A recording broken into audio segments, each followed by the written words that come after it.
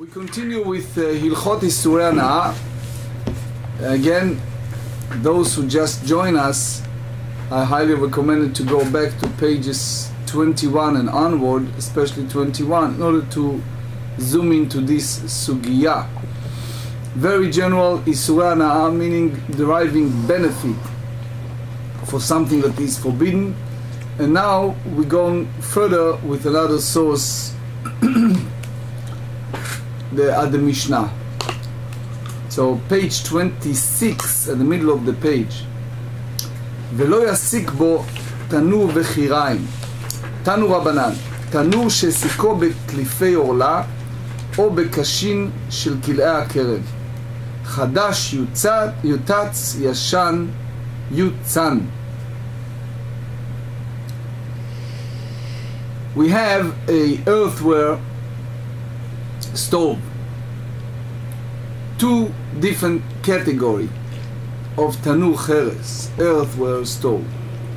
One is a brand new, the other one it's used one. What's the difference between the two? Obviously, you may think the difference is this one is used and this one is new. But let's go the next step. When it's come to earthenware, a large, what is called oven? Oven, yeah. Oven. Mm-hmm. Large oven. What exactly happened? If it's a brand new, in order for that large oven, especially the ancient one, to be used, Mm-hmm. you need to heat it. Right. And then you can go ahead and use it. Before you heat it, good morning. Before you heat it, the stove You have to fire it, yeah, it seals it and strengthens it. And in other so words, forth, the yep. stove, early than that, has no use. Mm-hmm. Now, it's a two separate category. Stove that was used already, you have the coral inside the stove, and what you need to do is just change the coral, and then, yep. right? The coal, yep. The coal, and you can use the stove, correct? Versus if it's brand new, so you have an issue of deriving benefit from that because it's brand new. Furthermore, So the benefit you derive from a new one is is the firing of the oven. Is not for cooking, it's to actually prepare the oven, so therefore at that point. moreover, is the whole idea of na'asa ra'ui leshimush, that it can be used. In other words, if it's in a stage of brand new, it's Well, right, it can't be used until it's fired, so therefore if you derive, okay. so yeah. Now we go to the next step. Mm-hmm. If you use a wood or fire that are forbidden, in order to make that process, To fire it, right. then the Torah said you need to break it. You cannot Right. use it, because if you remember when we discussed Hilchot Pesach, we said that as far as koshering, we can make it available all the utensils, excluding earthenware or porcelain. Why? Because we explained that it's only absorbed, That's correct. but you cannot Get it out. get it out. So that's one category. The second category is we have a tree, and the tree we explained yesterday and day before yesterday, the Hilchot Orla. Can someone explain to us what is Hilchot Orla? Yes, Gil. Up to what? 3 years. 3 years. You can't use the fruit from Eretz Israel until the tree is 3 years old. Okay. Now, the next question is, can we differentiate between the fruit themselves and the tree? Which means, Can you derive benefit from a the tree tree. that's less than 3 years old, but not Correct. from the fruit, like for Correct. example the wood? correct. What do you think? I would think no. The answer is yes. Okay. The answer is the prohibition of Orla apply only to the Only to the fruits fruit. and not to the tree. So now let's zoom in this sugya. What we said, Tanu Rabbanan, the sages teach us, Tanu שהעסיקו בקליפי עורלה, if an oven that one lit with the peels of orla fruits. So again, what happened here, he is using is fruits, or בקשין של כלי הכרם, or with a straw of grain that was planted in prohibited mixture of diverse kind in vineyard. So what we said, if it is new oven chadash yutatz, you need, it must be broken, shattered. Yashan yutza, but if it's old one, you need to cool it. Why? Because as long as it's hot, you cannot use it, right? Because you're deriving benefit from the... Yes. Now, if you think about the fire, the wood itself, you have an issue, right? Why it's the issue of the wood? Because in the wood, it's isur hana'ah, you have the issue of deriving benefit. Now the next question is, afabo et apart. Now, the stove is okay, but what happened is the process wasn't right. Now, what do? You bake bread in the oven while it was heated or strengthened by something that the wood itself is prohibited. Rabbi אומר הפת אסורה, וחכמים אומרים הפת מותרת.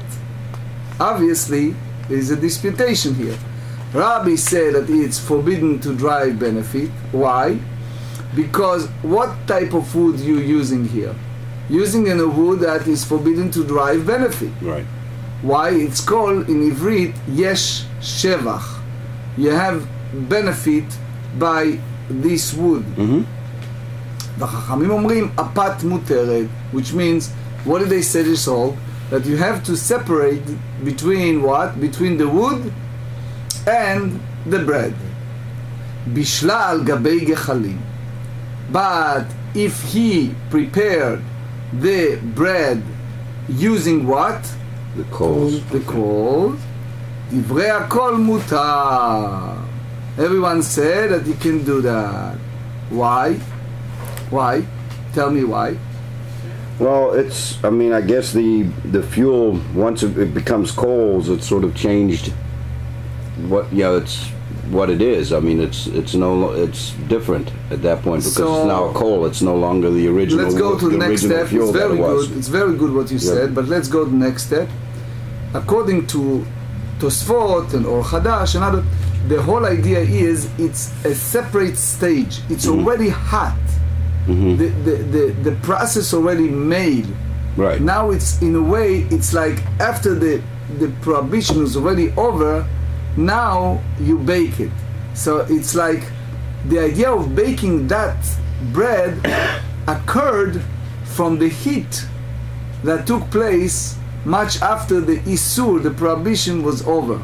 Now, I mean, is there any issue here with intent? I mean, if someone intentionally takes, fuel that's forbidden, and then waits until it becomes coals and then goes ahead and bakes that bread, so they purposely use that fuel. I mean, it would seem to me that intent would make a difference, like at that point.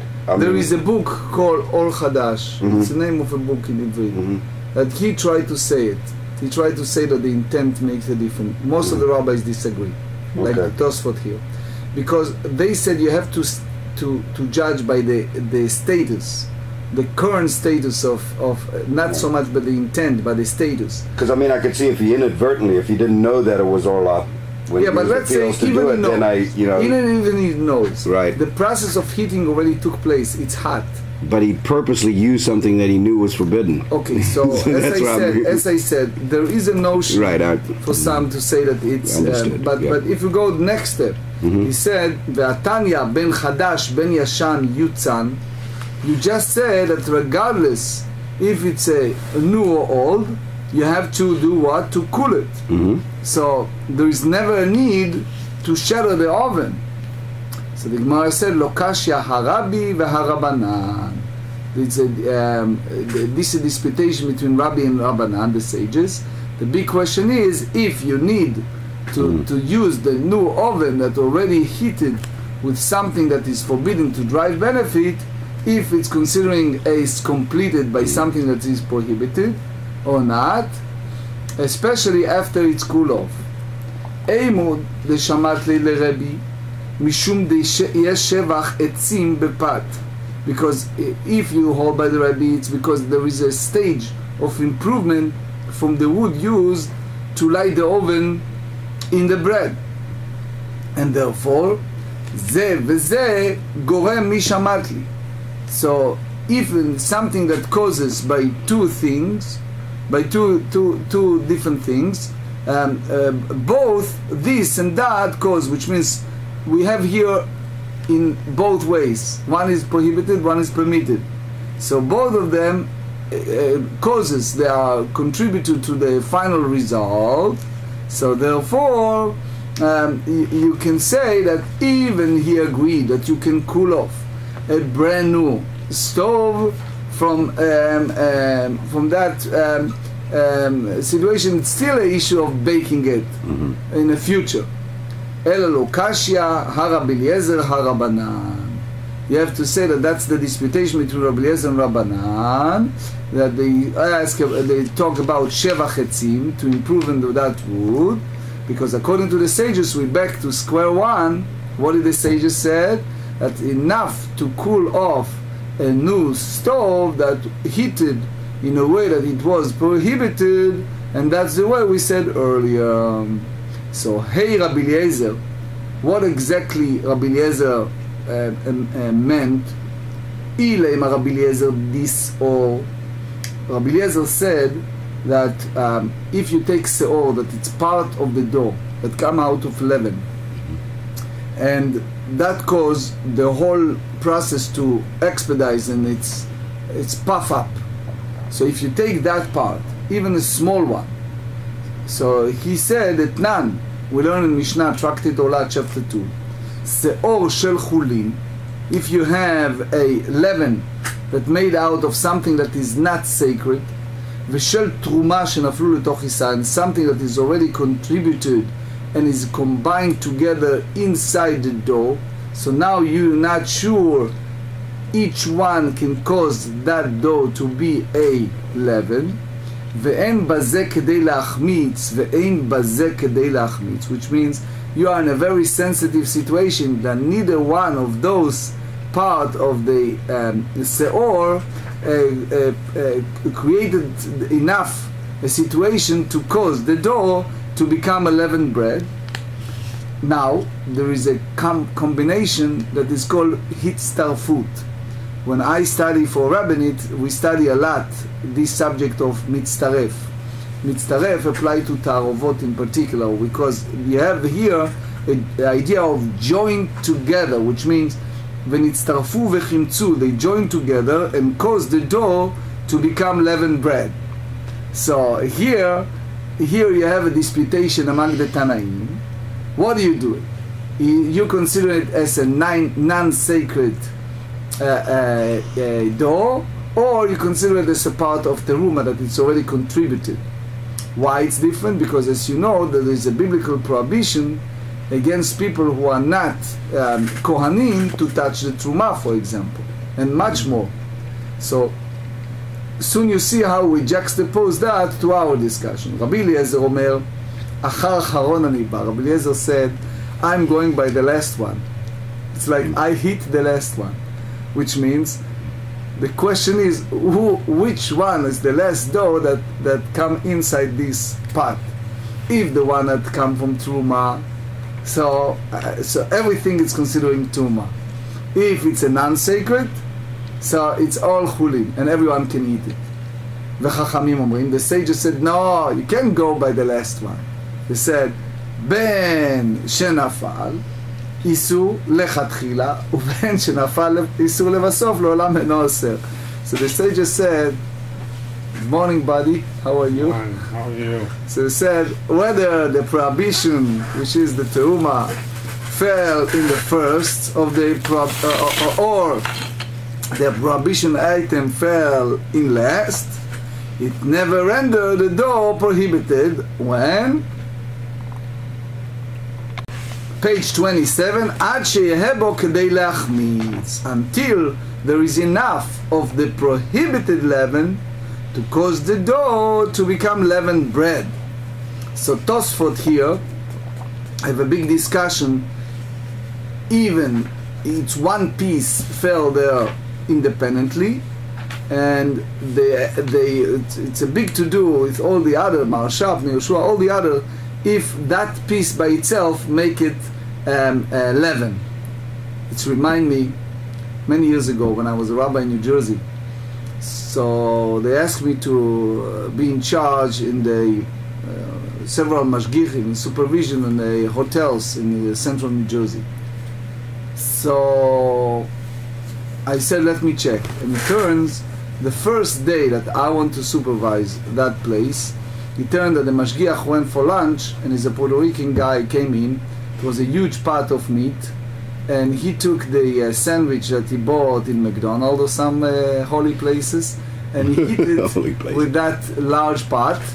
And then the mashgiach came in and caught him, and then they come and ask question if that's bottle b'shishim or not. And before you know it, it turns that the chef, it was very hot in the kitchen, so he left the roof open, and a small fly came in and dropped dead in that big pot. And they throw it out, but it's a huge pot that costs a lot of money. So I came in and I said, you have to throw the entire pot, because there is a concept that's called batel be'elef, that even if something dead, even is a small fly, it's already in our language contaminated the entire pot. You have to throw it out. It's nothing to do with batel b'shishim, 1 for 60. So they all get angry that I'm causing them a great loss of this large pot. So a guy came and says, can I give it to the Italian neighbor, the restaurant? I said, no, you cannot derive any benefit, you have to throw it out. So it was my first and last day of supervising that place. Anyway, back to our subject. ואמר רביי, לא שנו, אלא שקדם וסילק את האיסור. Abaye said, what Rabbi Eliezer taught, it's when they're permitted to leaven fell in last, is the mixture permitted only when he first removed the prohibited leaven before the permitted leaven fell into the dough and make it rise. However, he says, Aval lo kadam v'silek et ha'isur asur. However, if he did not first remove the prohibited leaven, the dough is prohibited even if its permitted leaven fell in last. Alma, ze v'ze gorem. So what do we try to prove for all of that? That if you combine the two pieces together, even they are different, so both of them, both this and that, cause to make this, the dough become leavened bread, prohibited. So what we said earlier, we said that if you have a new stove, you have to shatter it. Right? So it's the opposite. So he said, the Gemarrah rejected. He said, how do you know that Rabbi Eliezer hold the same as Abaye? Dilma ta'amar Rabbi Eliezer mishum de achar acharon ani ba. Maybe Rabbi Eliezer said that I have and believe that when you come to this process of chimutz, which means that it turn to a certain way, it's only you go by the last piece. Lo shna kadam v'silek ta'isur. Lo shna kadam v'silek ta'isur. It makes no difference if you do it first. You take away that part that make this dough prohibited or not. Aval bevat achat, if you put them together, hachinam medeshari.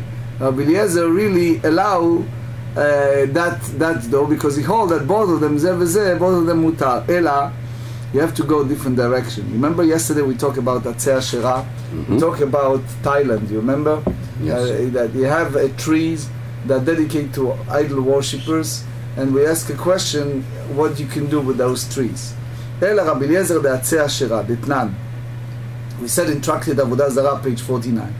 Natal lemena etzim asurim be'ana'ah. You have a tree that people idol worship. They take that tree and they believe that tree is God, and they bow down to the tree, etc., etc. And that fellow, what did he do? He take branches. He wants to make a bonfire for Lag BaOmer, right? He take one of those for burning the chametz, and he take some of those branches, and he tried to hit it. So basically we are forbidden to drive benefit from that. So now we ask a question, הסיק באמצע תנור, חדש יוצץ, ישן יוצן. If you use it for the stove, say if it's a brand new, you have to break it. Why? We just explained that it's absorbed only, right? But if it's old, you have to cool it. Why? Because we explained that since you use the coal, it's already heated once, you can remove the old one and that's it. Afabo it apart. However, if you bake something, so again, remember the process. What happened here? You're talking about what? Old stove. And the fellow took branches from what? From tree that is idol worship. It's an idol tree, yep. Right? I share. And he put it in the stove and he baked a bread. What we said, asurim ba'ana'ah. You cannot eat it, you cannot derive benefit from that. So, now, we can juxtapose that to our discussion. Soon you see how. Nitarva ba'acherot. Now we talk about tarovot, that's usually in a rabbinical school. What happened if that stove combined, bread, combined, that, let's say pita bread, combined with others that was baked properly, ve'acherot ba'acherot, and now it mixed with others again, what we said, kulam asurim ba'ana'ah. They said that everything is forbidden to derive benefit, because remember, that's biblical. You cannot derive anything from idols. It's a very strong commandment. Rabbi Eliezer Omer, Yolich hana'ah liyam hamelach. I visited the Dead Sea not long ago. Right, that's the lowest place in the world. And my kids ask, how come there's no fish? And I'm sure if you take Avi, you ask the same question, and the answer is it's dead, right? It's all salt. You cannot have any animals there, right? So what do? You take that something that you derive a joy, you substitute it by what? By money. You take that money and you throw it where? In a Dead Sea. So what happened to that coin? Dead. What? What happened to those coins? Float. It's over. There's no boat passing by there. Now they have a new boat. The Israeli Navy have a boat. It's called Mosquitoes. It's small boats that built solely for the Dead Sea in order to patrol between Jordan and Israel. And that's the only. But normal boat cannot build and use in that place, right? And you don't have any chance for anyone to derive any benefit from that.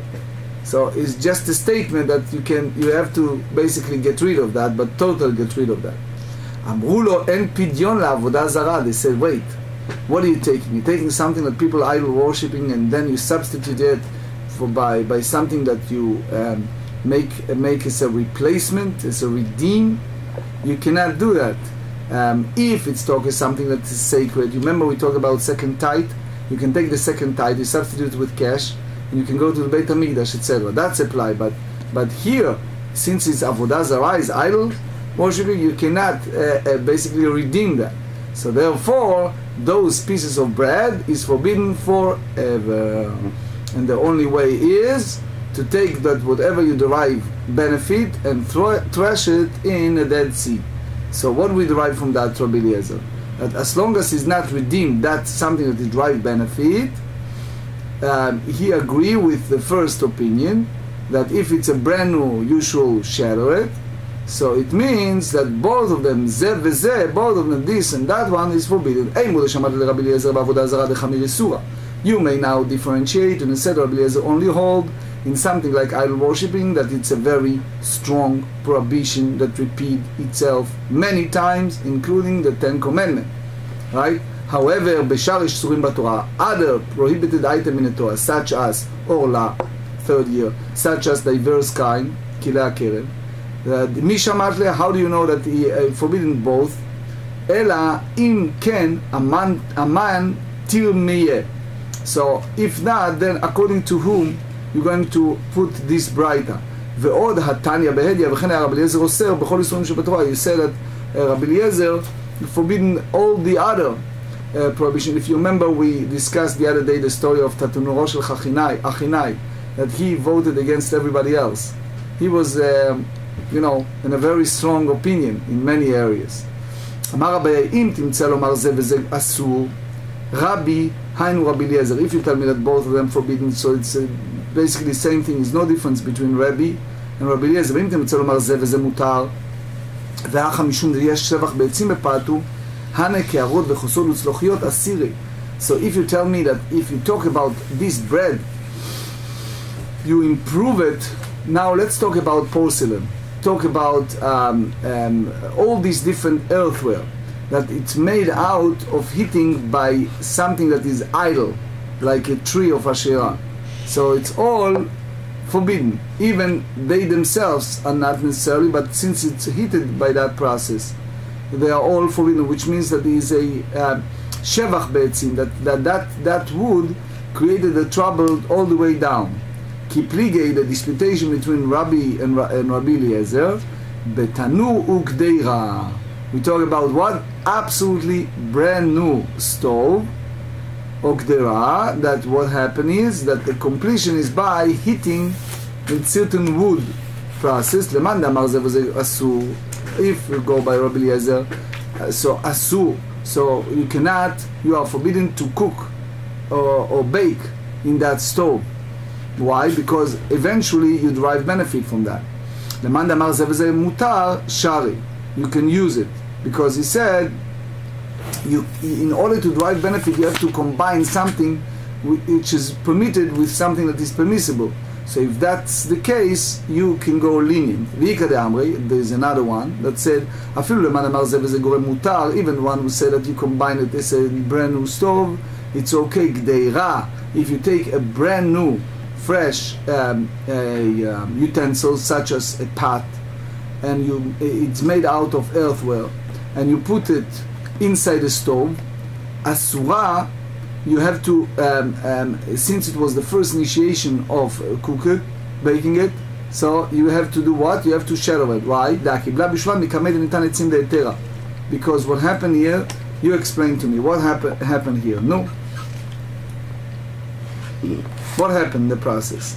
Because before you take this permitted wood, it's placed in the oven. So the food was already there? Yeah, what happened is it's deriving benefit from the prohibited vessel itself, and you don't have any part of something that is permitted that you combine it with this one. So אמר רב יוסף, אמר רב יהודה, אמר שמואל, תנור שהעסקו בקליפי עורלה או בקשין שכלי הכרם. Now back to what we discussed earlier. You have a oven that you combine it with what? Klipe orla. Klipe orla meaning you take an orla, but you take the peels of that fruit, or you use the straw of grain that planted in that prohibited mixture of the diverse kind. Chadash yutatz eshan yutzan. The same story. Brand new, you should shatter the old one. You can cool it off. Afabo et apat. But if it's already cooked, the bread, as we said earlier, Rabbi Omer muter, v'chamim omer pasur. Rabbi said it's permissible. Sage said no. V'atanya ipcha. We just learned earlier the opposite. So they said Shmuel ipcha tani. Shmuel teaches the other way around, which means he saw that Rabbi Yehuda Nasi allow it to derive benefit, and the other way around. V'bai tema is another option. Be'alma kasavar Shmuel. Usually Shmuel hold halacha k'Rabbi mechavero v'lo mechaverav. He said that when you follow the opinion of Rabbi Yehuda Nasi over his individual colleague who disagree, so you go by Rabbi. But if he dispute everyone else, so halacha is according to the majority. The Rashi said here, Klomar, we don't have time, but I explained in my book what Rashi meant here. Anyway, ubeha afilu mechaverav v'savar itnei ipcha ki echeneku merabanan leisura. So since he was against others, all the others disputed him, he felt that we should go in a reverse order. So that opinion that forbidden, it's go by the sages, that they are the majority, and therefore everyone goes that way. Which means the key point is, Rashi explained, he wanted to make sure that people not in a way, go to that leniency. He wants to go by the idea of it's forbidden. So he put it in a reverse order in order to people to say, oh look, that's the majority of the rabbi, and therefore we should go that way. If you have to tovel a wood pot. You don't have to tovel a wood. The wood How pot. you tovel wood? No, you can't. I guess there's no way. So in a way, soon we're not there yet, but the Rambam, Ilchot Machalot Asurot, and the Rif and Rosh, they all say that practical halacha, that part of the whatever pita bread or dough, it's forbidden. Because yes, it is concept of sheva chetzim b'pat. It's anyway.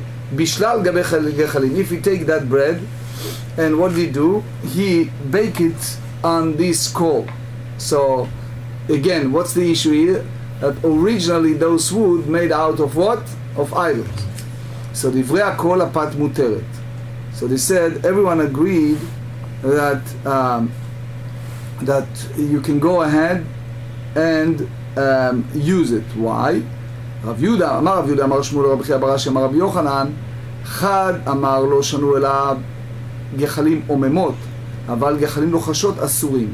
וחד אמר אפילו גחלים לוחשות נמו מותרים. Okay, you have to differentiate between a coal that you see, you know, when you have a fire, you have let's say a bonfire, and then take it off.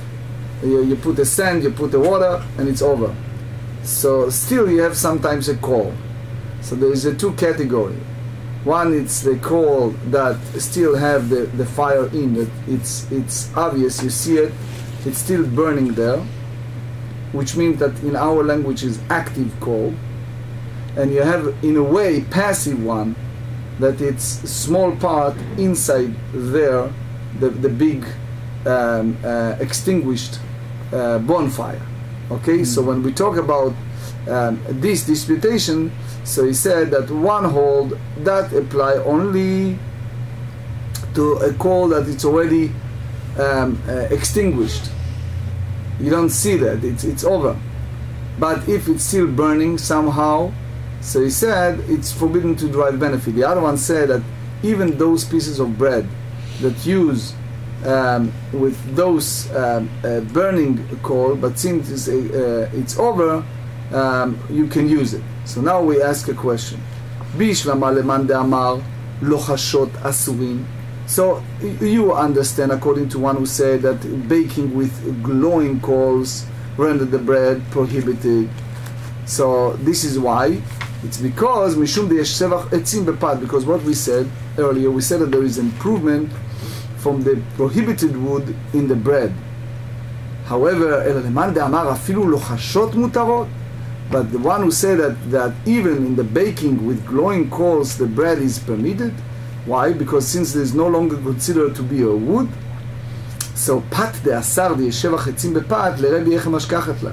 So where is you find the case what the great Rabbi Yehuda Nasi deems bread to be prohibited because there is improvement from the prohibited wood in it? Where do you find it? Amar Rav Papa kshe'avuka biyado. Yes, there is a case. You know when is that? When is the flame is directly opposite the bread, which means when he cooks the bread directly in front of the wood. So what happened here, especially think in the ancient time, so it is improved directly by the wood. So when the coals are merely glowing, there is no direct benefit from the wood. So again, we're not there in halacha because later we talk that there's a big disputation what exactly the practical halacha, and some go stringent, some not. We are on the 27. So what do we derive from that? That the sages who disagree with Rabbi Yehuda Nasi, who is basically the main editor of the Mishnah, permit one to eat the bread even we have this flame the other way, the opposite, which means the Rabbanan de pliga leisharu afilu kshavuka biyado ela etzim de isur leRabbanan echem mashkachalu. So where will you find a wood that it's issue of prohibited by the sages, where you find that is a place that they allow to drive benefit even for something that is totally heat, is totally flame. Amar Rabbi Chama b'shar shifta. Rabbi Chama said, Rabbi Ami Bar Chama said, it's a place of a stool made of wood. So you tell me, what's the idea of this stool made of wood? So the key is what? A person cannot sit on that, and a person cannot derive benefit of that.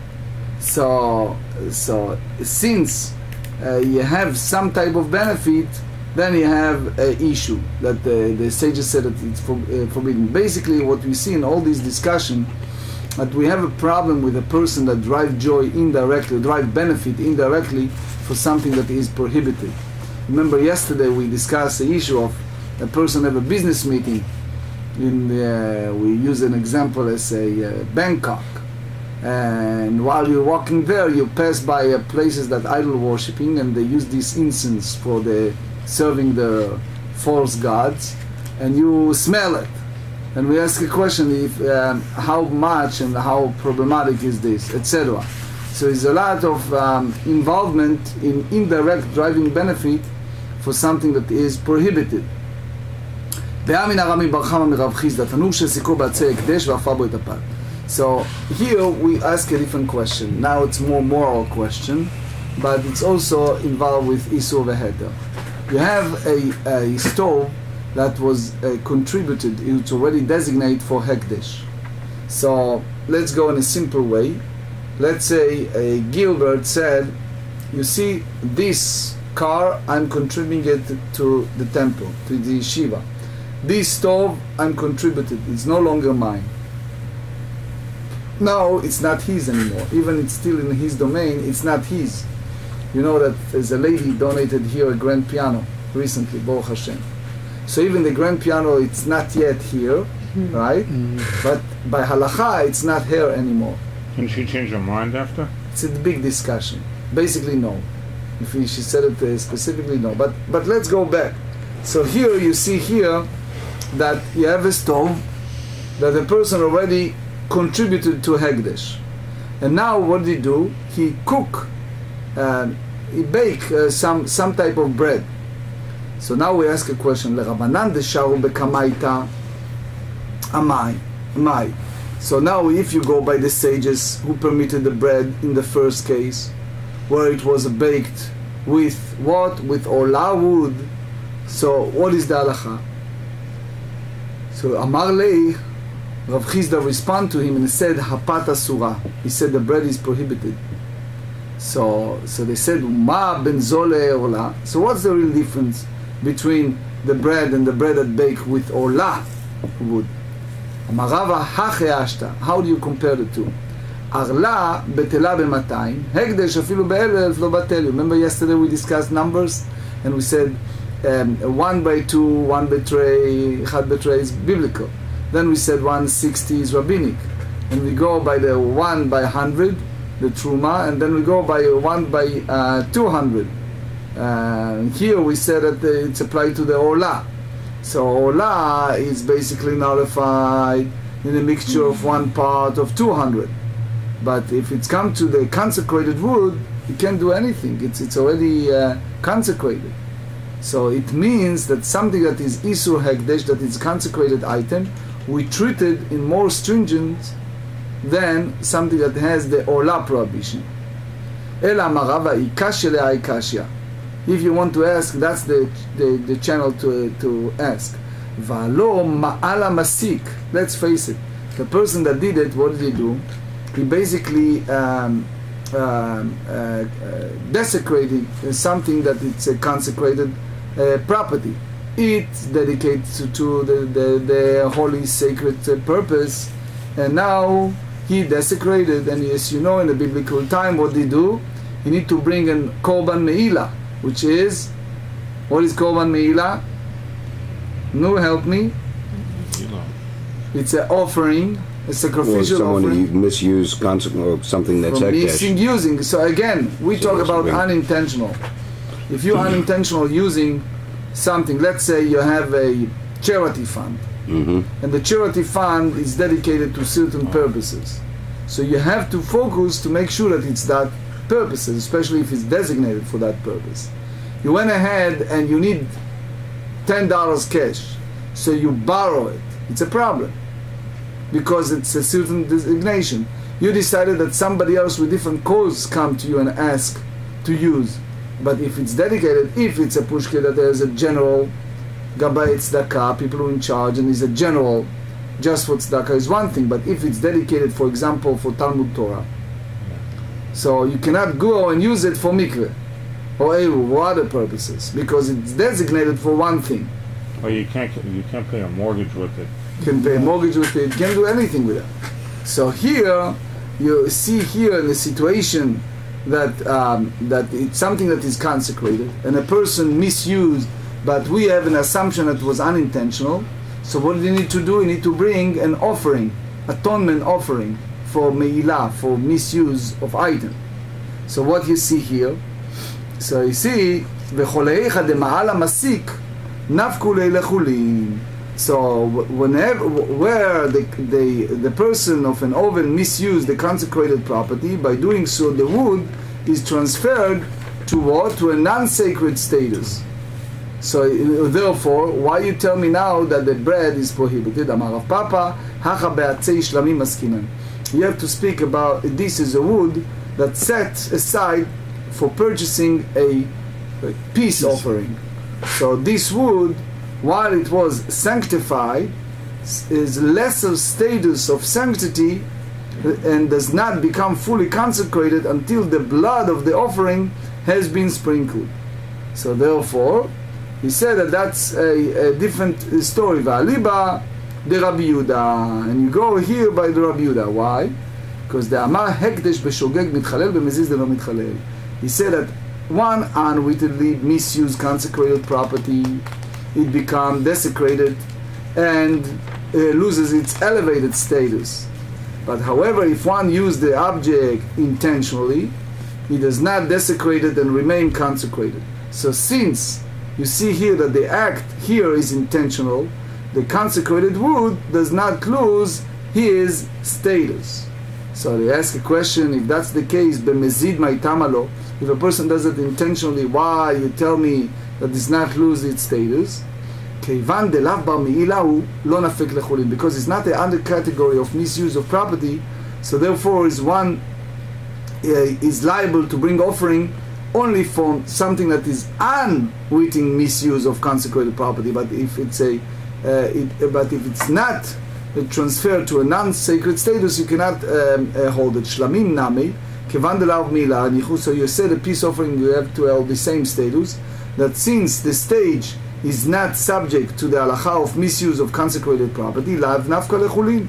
So it's not transferred to a non-sacred status. So it means that it remained prohibited. V'choleicha dema'ala masik nafka lechulin. So you tell me in any case that it was a misuse of something that it was consecrated, so you automatically become a transfer to a non-sacred status. Come on, the Altanya we learn in the clear bright that kol nisrafin, any prohibited item that must be burned, because the Torah said that you cannot derive benefit from that. Afaran mutar chutz ma'atzei ashera. So, for example, in those days they used to launder clothing. In that they used the laundry machine a certain ashes for laundry. So they said that in a usual manner, if something that is need to get rid of, you can still use the ashes for that purpose.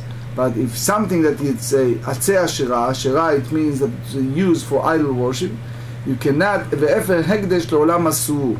So consecrated ash is prohibited forever. So here you see that even a person does that, they still why the ashes is prohibited. You have to say that it happens, the fire began its own in that consecrated wood. So it's no one initiate that, so no one is misused. Another option, Rav Shmaya Amar, Botan shetunin gniza. You use here certain ashes that you need to put in the gniza, which means that you need to put it in a domain that is forbidden to derive benefit. The Tanya, we said about Trumas Adeshen in Vayikra in Leviticus chapter 6, Vesamo, which means he needs to put it in a very gentle way, benachat. You shouldn't throw it on the mizbeach, on the altar, you have to put it slowly. Vesamo, the Torah repeat the word Vesamo, kulo, which means the entire ashes and not part.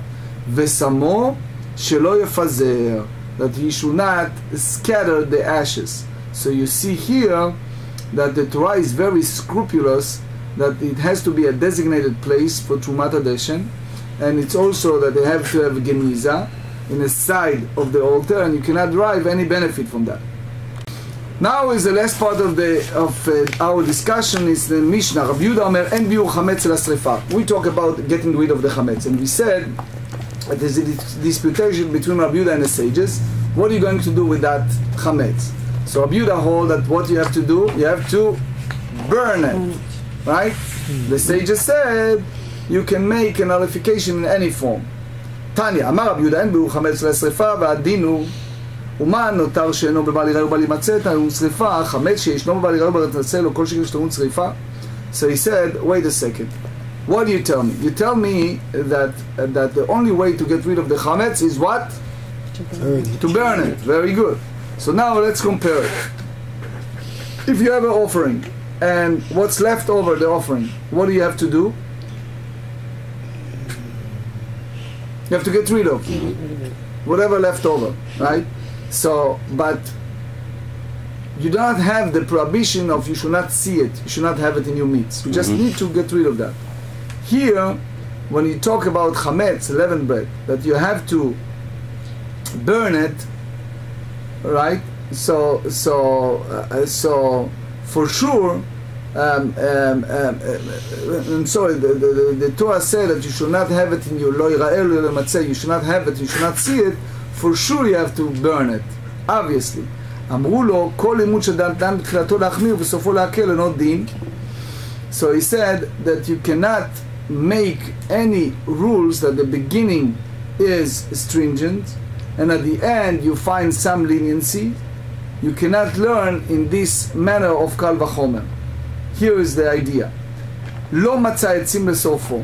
If a person have a chametz, and all of a sudden he's so busy with his children, right, his other preparation, etc., and all of a sudden he is in a situation that they come close to the expiration time, and all of a sudden there is no pieces of wood to burn the chametz.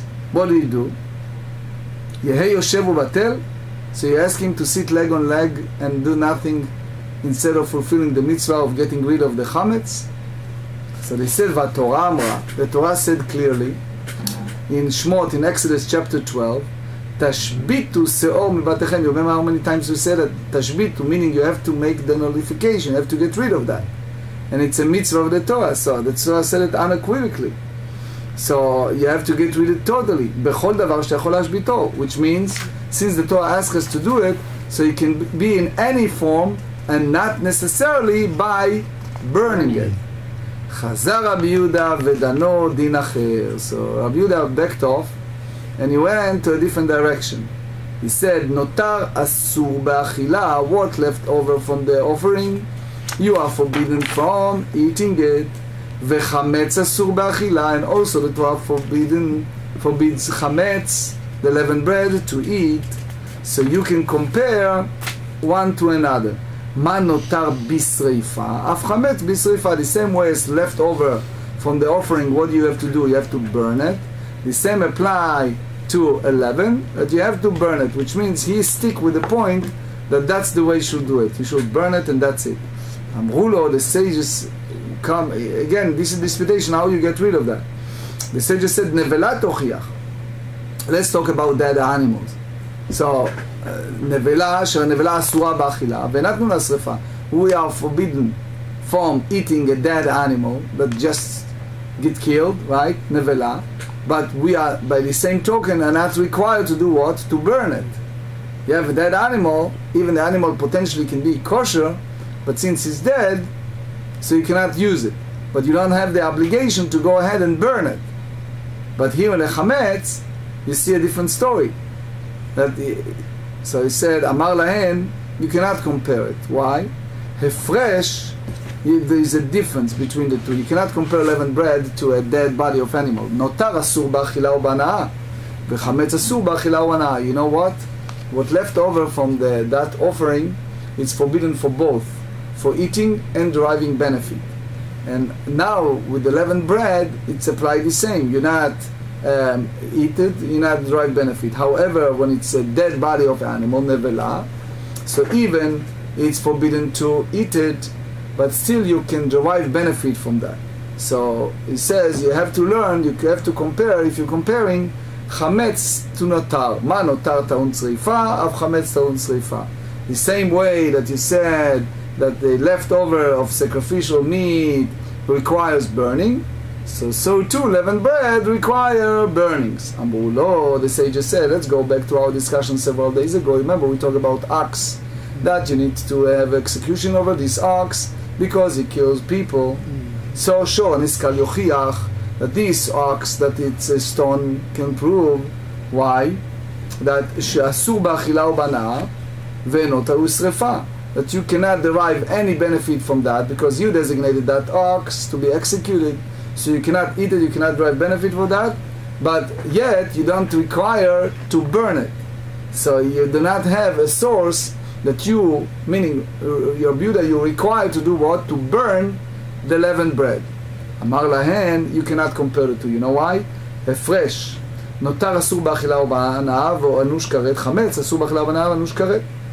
So remember that it's not only that both leftover and chametz, it's forbidden from eating and driving benefit, but it's also, the Torah said, that one who's violated deserve karet. Amru lo, Chachamim respond to him and said, Chelbo shel so'an niskal yochiach. You know what happened with that ox? You have leftover fat from that ox. So shechelbo asur ba'achila u'bana'ah v'anush karet ve'en ta'un tzrifa. That what left over from that dead animal, dead ox, so you cannot use that fat for any type of eating or deriving benefit, but yet you're not required to do what? To burn it. Chazar Rabbi Yehuda vedano din acher. So again Rabbi Yehuda backed off and learned for different direction. Notar yeshno bebalto tiru v'chametz bebalto tiru. Both of them, the notar and leftover, the Torah said you should not left over. מה נותר בשרפה וחמת בשרפה. Both of them need to be burned. אמרו לו, השם תלוי וחדת העוף הבא לספק לדבריך יוכיחו. Now you go by what? Is another uncertain guilt offering and bird sacrifice as a sin offering. So if you're not sure, you're uncertain, so you can prove. Why? שהן בבלתו תירו, that is still in the prohibition of you should not left over. ושאנו אומרים ביורו בשרפה ואתה אומר בקבורה. We say that you should burn it and you say you should bury it. So you basically contradict yourself. Shatak Rabbi Yehuda. Rabbi Yehuda display equanimity. He kept quiet. So, Amar Rav Yosef, Hanu Amri Inshei. So Rav Yosef said, you know what is like people say? Kappa the Hata Nagara Begava Nisrof Chardela. The same, the spoon that the carpenter made, the master will be burned his himself, which means that it's like you go by himself, that sometimes you damage by your own. It's like double sword. It's like you say something and then you yourself hurting yourself by doing so. Amar Abaye, or Abaye Amar, Sadna besadne yativ, which means he said that the maid of stocks shall sit in the stocks. It's like a euphemism, it's like a metaphor. It says, Mit vil yedei mishtalem. So he repaired through his own handiwork. So Rav Amar Gayara begira mikatil mitvil yedei mishtalim. He says that he who made the arrows shall be killed with his own arrows. He was repaired through his own handiwork. So it means that he go by himself to what he said earlier. So now let's just go quick until the Mishnah. So the sages said it's not enough to burn, it's also to take the chametz and crumble it and throw it into the wind of the sea. What do you do? You put it in the wind or you put it in the sea? או דילמה מפרר וזורע לרוח, אבל מטיל לים בעיני. So if it's come to the wind, you should crumble and throw it. But if it's water, you just throw it as is. ותנא לגבי עבודה זרה, we talk also about idol worship. כי האגבנה, we learn in the tract עבודה זרה, page 43. רבי יוסי אומר, שוחק וזורק אותו לרוח ומטיל לים. You have this pestle, this idol, so what do? You have a mitzvah to get rid of that, so you throw it to the air, or you throw it to the water. So, בבעילו הכי כמה. What exactly you do? שוחק וזורע לרוח, או שוחק מטיל לו לים, או דילמה שוחק וזורע לרוח, מטיל אותו לים בעיני. You have to throw it in the water as is, or you should cut it, throw it, and then throw it to the air. אמר רבא מסתבר בעבודה זרה לים המלח כאזלה. He said that you have to put it in a dead sea, which means that it's totally destroyed. לא בא יש שחיקה. So you can throw it to the Dead Sea as is, because the Dead Sea by itself will get rid of them. חמץ לשאר נהרות כאזיל באי פירור. But the leaven that can go from other rivers, which means that some boats go there, so you have to crumble and throw it. אמר לרב יוסף, אדרבה איפכא מסתברא, you should think the opposite. דלא ממיסה באי שחיקה, חמץ דממיס לא באי פירור.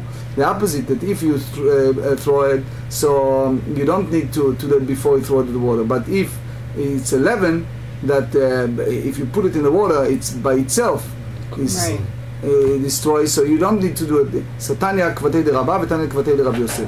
Tanya kvatei de Rabba, melech b'midbar, mefureh v'zoreh l'rochiv, a person go by eve of Passover, and he's in a wilderness. So what she should do, he take these crumbles and throw it to the air. Haya malech basfina, if he's on a boat, he's on a cruise, what should he do? Mefureh u'matil oto layam. He can take these crumbles and throw it to the sea. So it means that chametz need to do it before you throw it to the sea. Tanya kvatei de Rabbi Yosef. Haya malech b'midbar. If you go in the desert and you see the idol, so you cut it to pieces, throw it to the air. But if he's in a boat, you should throw it to the water. So it means שחיקה קשה לרבה, פירור קשה לרבה. Now you see that each of them have a problem, because one said that you need to cut it to pieces, one need to put it this leaven you need to grind it. What? Grind it.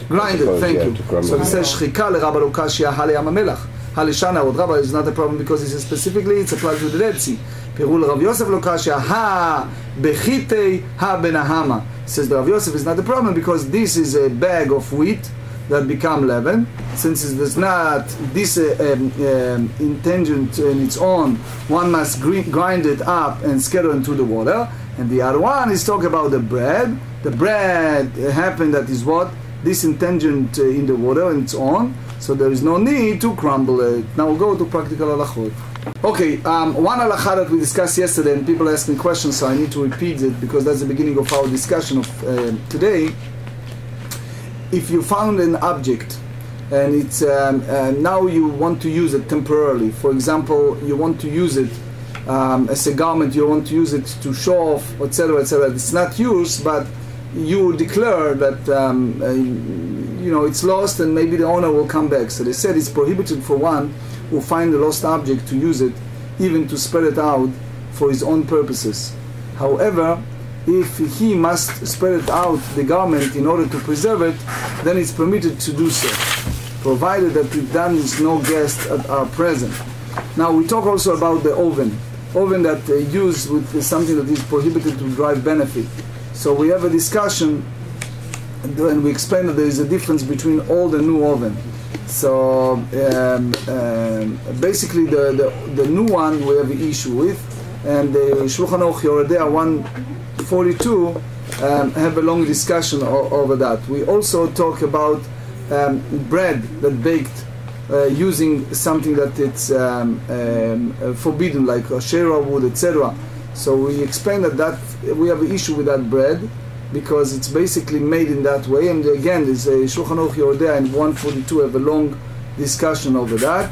And we talk about bowl, cups, and flax, all this part of the pot that form using wood from the Asherah. We have an issue with that, because as long as it's used a backup of something that is idol worshipping, we have a problem.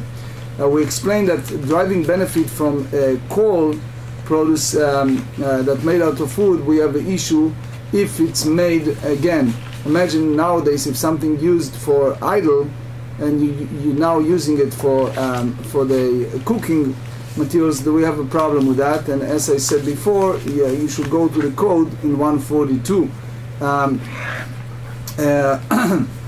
We talk about bi'ur chametz, and that's very practical.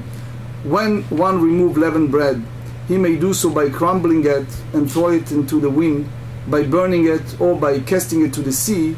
That's the majority of the opinion of the rabbi, the Shulchan Aruch Orach Chaim 445. When it's come to idol, or any object used for worship idol, so must be ground up and then thrown to the sea on the wind.